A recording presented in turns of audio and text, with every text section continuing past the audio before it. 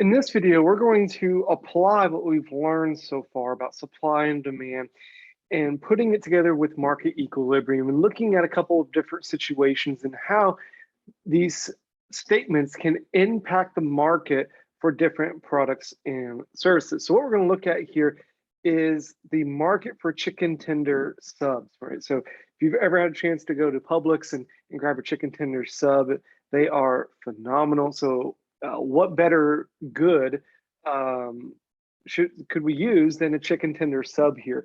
And hopefully you can get through this without me getting super hungry here. But thinking about these chicken tender subs, we're gonna look at a couple of statements here and see how do these statements affect the market for chicken tender subs. So the first statement, statement A new study on the health benefits of chicken tender subs has caused more people to prefer more chicken tender subs. Now, you know, chicken tender subs probably isn't the healthiest meal, but if a health study came out saying that there are health benefits to chicken tender subs, this would definitely be positive news for chicken tender sub sales. So how would that affect the market? Well, first, let's draw out our supply and demand graph, right? We have our price, we have our quantity here, we have our demand, and we have our supply curve. And obviously, we're going to start at equilibrium. Again, we have our equilibrium quantity here. I'll denote that as Q star.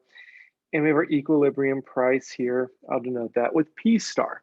Okay, so a new study on the health benefits has caused more people to prefer chicken tender subs. Well, obviously, if the studies come out saying that they're healthy, not only are individuals like myself who typically buy chicken tender subs are going to eat them, more people will as well. So what we're going to see here is a change in demand, right? So you want to think about this.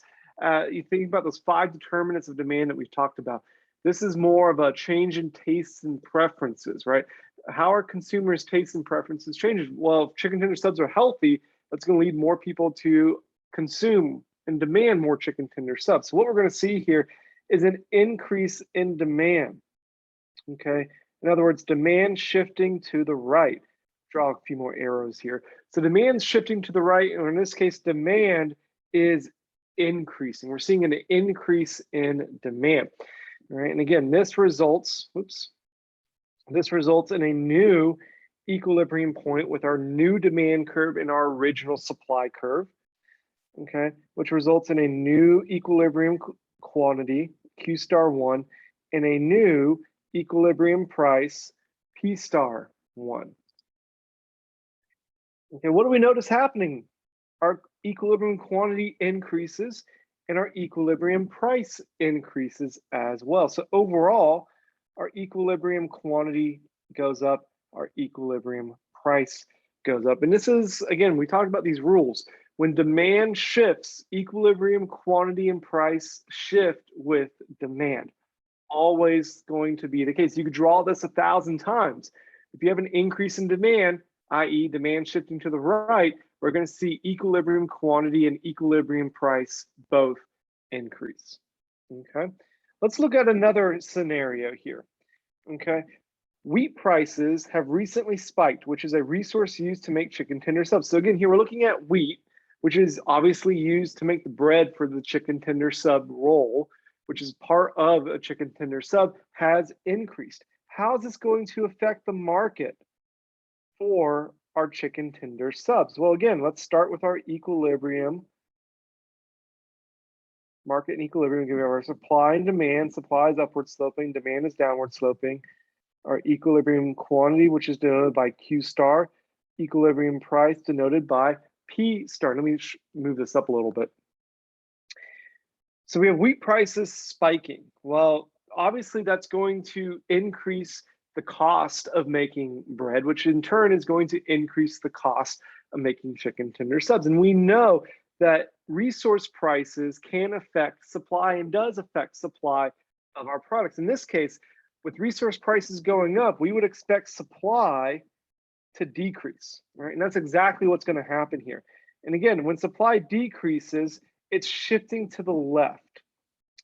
Again, some students get this confused a lot. It looks like it's going up when it's shifting to the left, but don't think of it that way. think of it always as left and right. If a curve shifts to the right, it's increasing.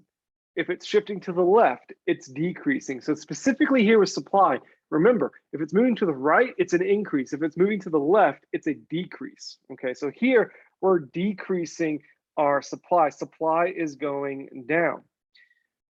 As we looked at before, we now have a new equilibrium point at the intersection of our new supply curve, S1, and our demand curve. All right, so this creates a new equilibrium quantity, Q star. Well, again, we'll call that Q star 1, and a new price, P star 1. Notice what's happening here. Well, prices are going up in the market. Our equilibrium price, that is going up. Our equilibrium quantity is going down. So if we write these rules out here, our price is going up, our equilibrium price is going up, our equilibrium quantity. And actually, let me write this the same way as I did before, just so I don't add any confusion.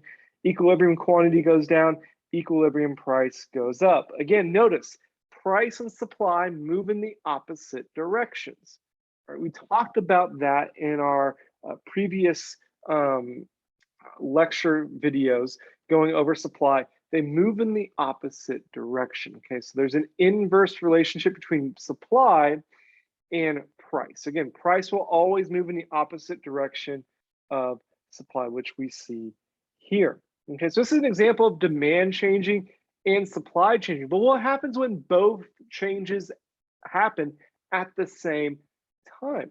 Well, we're going to look at that here at part C. A new study on the health benefits of chicken tender subs has caused more people to prefer more chicken tender subs, and at the same time, wheat prices have recently spiked, which is a resource used to make chicken tender subs. Notice it's part A and part B happening at the same time. All right, so let's go ahead and see what happens here when both curves shift at the same time. Again, we're going to start here with our equilibrium quantity and our equilibrium price. Again, let's start with our health benefits. We know from the part A here that demand increases. All right, so demand here is going to increase D to D1. And we know from the last example that supply decreases, right? Again, we're just reiterating what we've already talked about. Well, notice here, now we have a new demand curve and a new supply curve because both happen at the same time. All right, so this results in a new equilibrium point quantity, or point here with a new equilibrium quantity and a new equilibrium price. All right, so I'll go ahead and draw this down here. We have a Q star 1 and a P star 1. Well, what do we see happening here? Well, we know equilibrium price goes up. That's pretty apparent. It looks like equilibrium quantity may go down a little bit, but let's write the rules out and see if we can't get a clearer answer, right? So again, we know demand increases, which causes our equilibrium quantity to increase and our equilibrium price to increase. Likewise, we know supply decreases, which causes our equilibrium quantity to decrease and our equilibrium price here to increase. Okay, so what is happening overall here? Let's look. Overall, we know equilibrium price is increasing. We saw that here when shifting out our curves. But what's happening with quantity? Well, on the graph, it looks like it decreased. And if you're following along at home or maybe working on this at home, maybe if you drew this out, maybe you had a quantity staying the same, maybe it increased, maybe it decreased like mine did. It all depends on how you draw it. But if you look at the rules, demand causes quantity to go up. Supply causes quantity to go down. Well, which way is it going? Well, we don't really know. Okay, it's an ambiguous change. We don't know what's happening here, right? We're not told if the effect on demand is stronger than the effect on supply. We don't know if supply is shifting more than demand, right? We don't know what's happening here, okay? All we know is that demand's pushing quantity up, supply is pushing quantity down. So there could be a change here, there could not be a change here.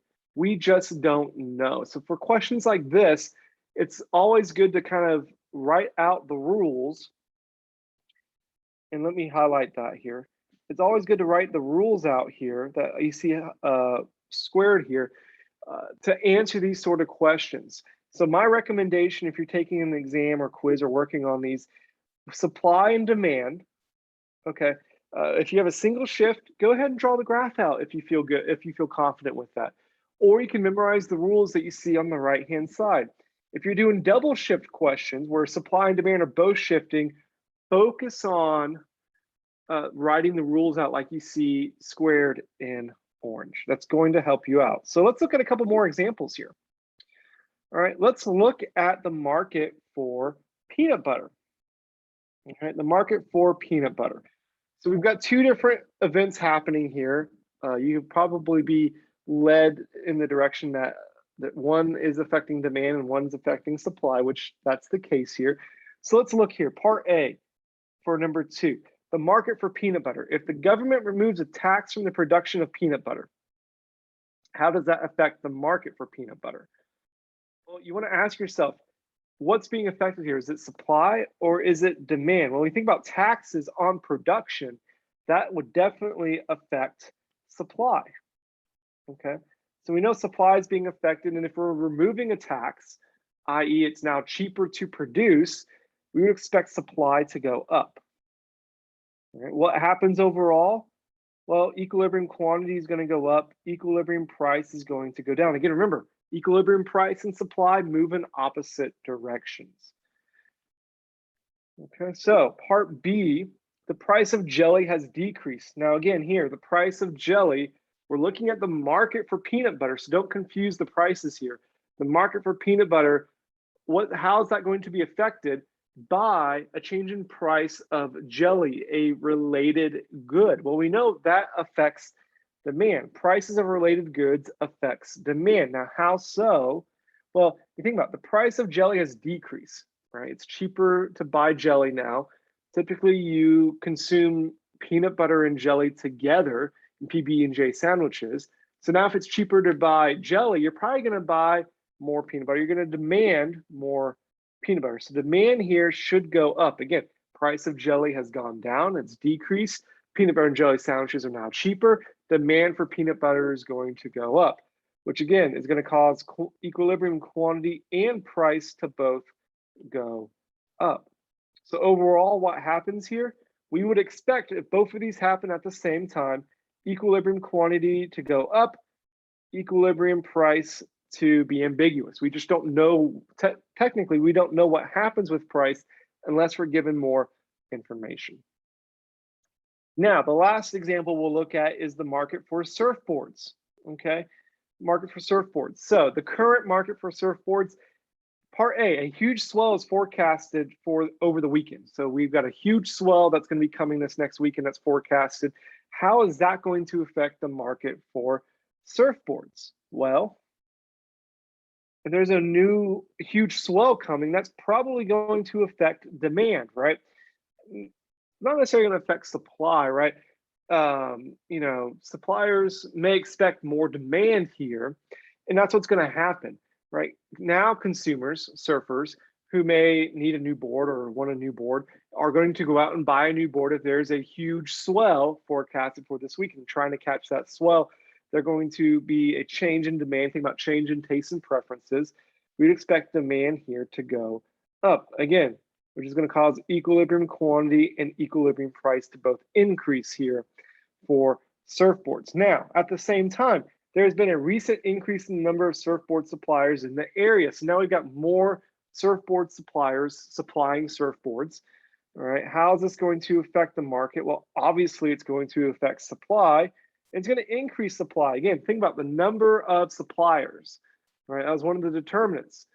As the number of suppliers increases, as there's more producers, supply is going to go up.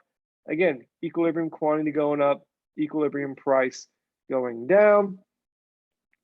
Again, resulting in our equilibrium quantity increasing and our price remaining ambiguous. Now, notice our results for these two scenarios were the same. That's not always going to be the case. Again, it depends on if demand or supply is increasing or decreasing. Okay, so hopefully this video has been helpful. Again, as always, if you have questions, feel free to reach out to me. Again, hopefully this video helps you understand supply and demand and shifting supply and demand at the same time. Have a great rest of your day.